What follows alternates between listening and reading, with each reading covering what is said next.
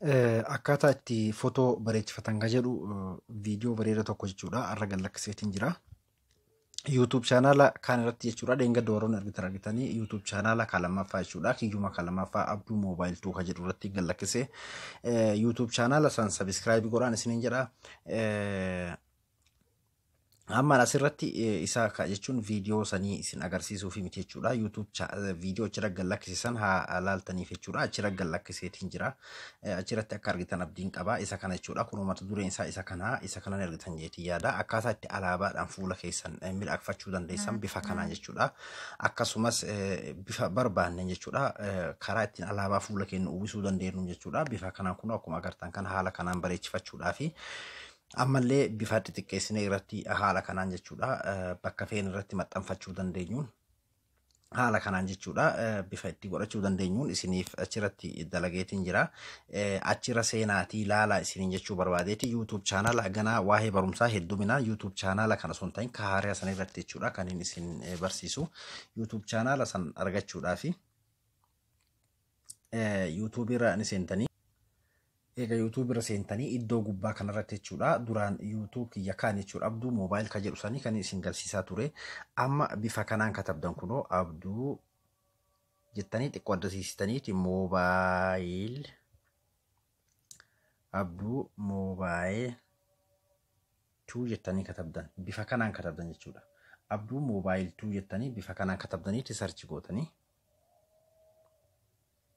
Haala kanaan jechuudha. Kunoo akkuma agartan kana Abduu Moobaayil 2 jettanii bifa kanaan yeroo katabdan haala kanaan isinii dhufa. YouTube hangana waa'ee moobaayilaa irratti jechuudha. Kaan irrattis hedduminaan ammoo asirratti gad isinii dhiisa waan ta'eef isa kana subscribe godhaa waliifis share godhaa. Haariyaa jechuudha. Inni kun amma banamee wanta viidiyoon takka illee irra hin jiru jechuudha. Kan jalqabaa viidiyoo makanaa jiru jechuudha. Viidiyoon amma irra gallakkise ka waa'ee kana fakkeenyaaf footoo kiyya ka qabu kana jechuudha. Yoo jalqaba irratti isinii dhufuu baatillee xiqqashoo olooftanii haala kanaan jala kanaan laaltan Abduu hedduutu jira waan ta'eef amma fakkeenyaaf kunillee Abduu jedha kiyya isa kana jechuudha. Abduu Moobaayil 2 kan jedhu kana jechuudha. Ammallee footoo kiyya ofirraa qaba jechuudha. Kunoo chaanaa wannaarraa footoo kiyya qaba jechuudha. Mee fakkeenyaaf footoo kiyya irratti inni tuqaa. Hogguu footoo kiyya irratti tuqee booda jechuudha. Kunoo akkuma agartan kana footoo viidiyoo kana jechuudha. Viidiyoon kuni haariyaa maali ammaan gallakkisee kun akkuma agartan kana daqiiqaa 13 dura gallakkisee namni ilaalee nama 5 qofatu ilaalee jira jechuudha. Akkasuma YouTube kunis haariyaa namni hedduun quban qabu jechuudha. Ammaan banee ganaa ammoo asirratti jechuudha kan isinii banu isiniif gallakkisuu hedduminaanii. Kunoo isa kana viidiyooni akkaataa itti bareechifatan jechuudha. Footoo akkamitti background ammas akkasuma fakkeenyaaf viidiyoo kana warroonni ilaaltanii fi warroonni ilaaluu jirtanillee karaa tokko karaa isin agarsiisuun appilikeeshinii amma footoo kana akka bareechuu asuma jala jira jechuudha. Isa sana argachuudhaa fi bakka tana ni tuuxanii bakka kana eega tuuxanii booda xiqqashoo akkanatti oloofta jechuudha. Kunoo appilikeeshinii asuma jira jechuudha. Appilikeeshinii kana buufachuudhaaf irratti ni tuqaa.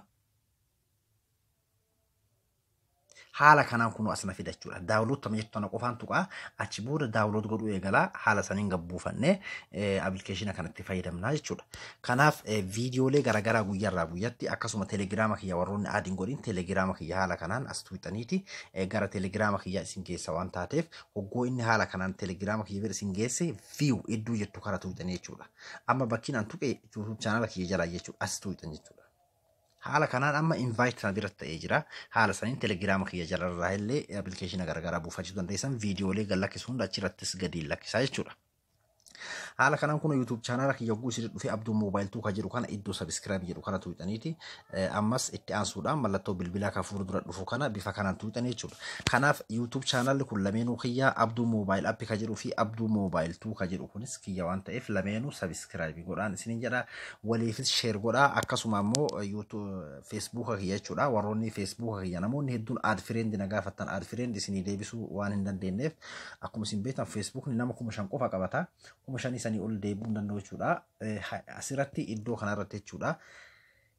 Abduu jettanii katabatan Abdul Muhammad app jettaniiti kunoo bifa kanaan katabdanii inni isiniif dhufachuudha. Ka footoo kiyya qabu.